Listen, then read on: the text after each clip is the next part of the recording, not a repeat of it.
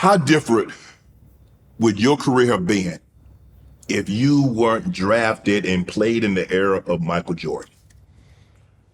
Do you win a title? That's a great question.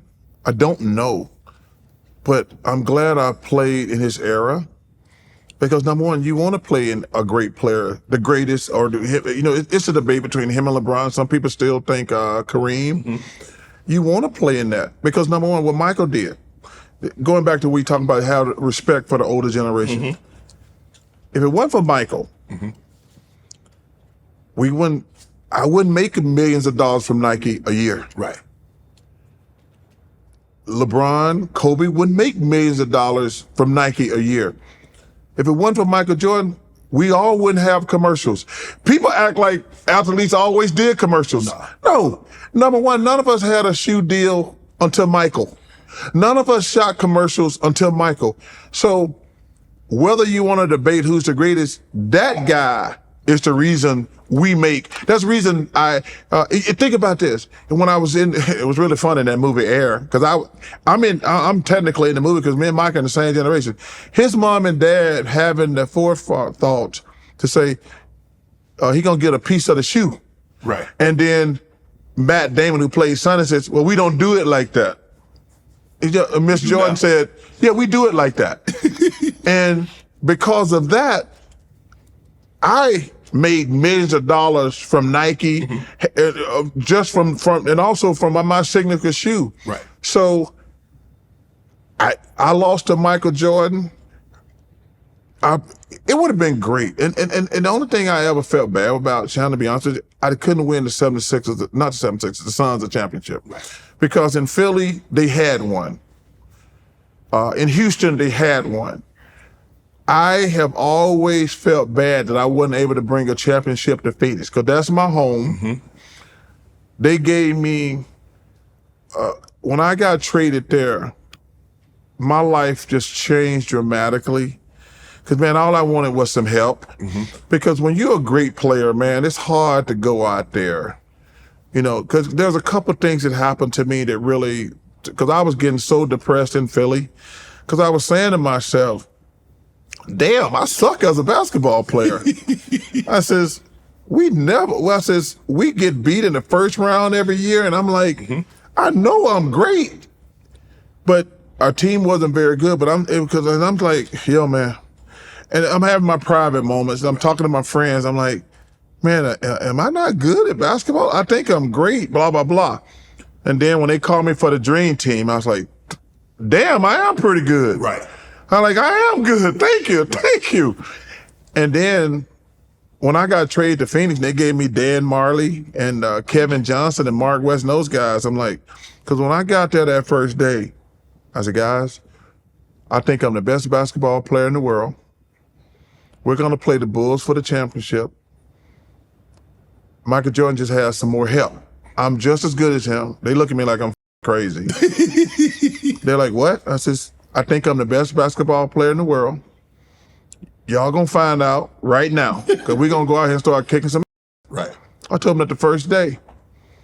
And there was a turning point in the season, and I know Michael well. Mm-hmm. We got off to a good start. We played the Bulls, and he just kicked our ass. And I was saying to myself, he know we're gonna play them in the finals. He wanted to send us a message. So after the game, I told him, I said, guys, we got to get better. That guy sent me a message tonight, and I didn't like the message. But I received it. Yeah, I received it. And then we went on like a 12, 13 game winning streak, finished with the best record in the NBA, get to the finals. And I said, I get the chance to prove my point.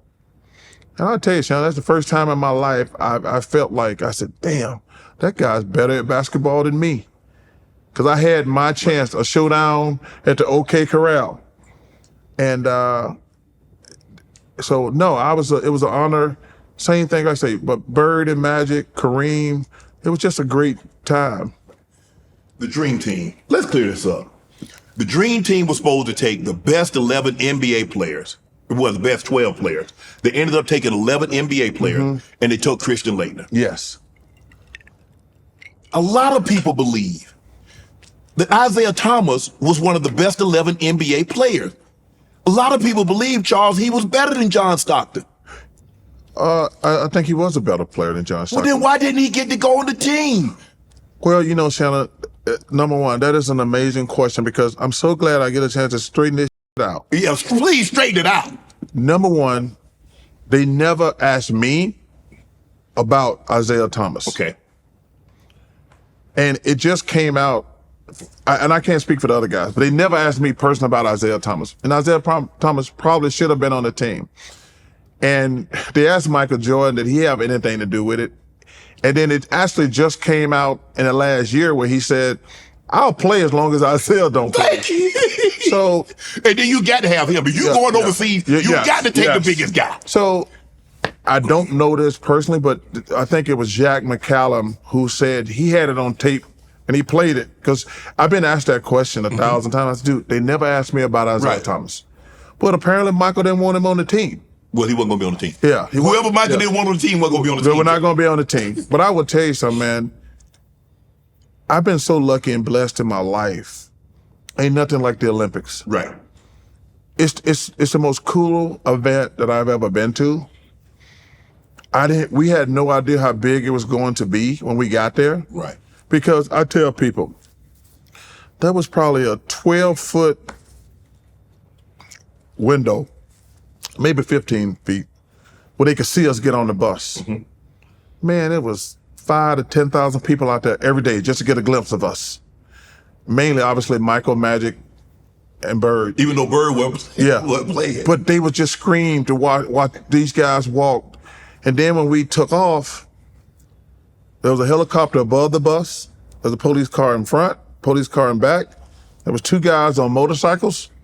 And one on the back had a machine gun. There was people along the highway holding up signs. It was, and we're like, whoa, this is some real shit here.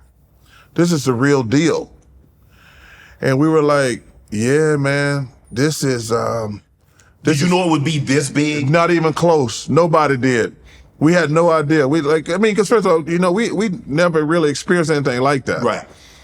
And then we were like, whoa, this is a big deal. I mean, people on the highway holding up signs, hundreds of them. Right.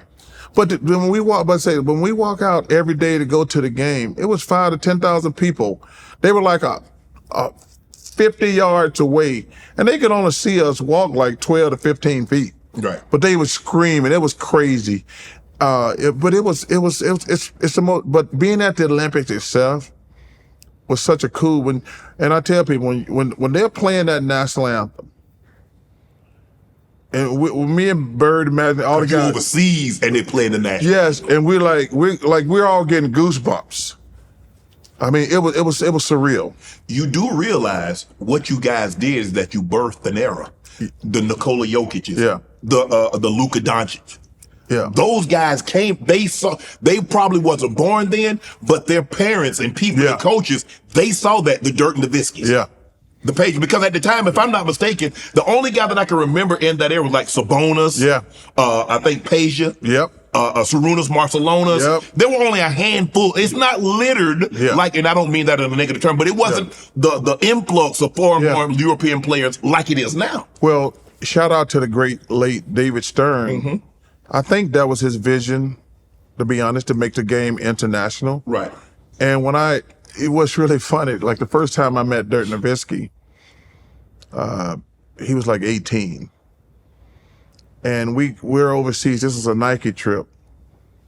And he's got like 30 at halftime. And I got like Scottie Pippen and some other, we got like, Nike was always ahead of the curve, taking us to foreign countries to play.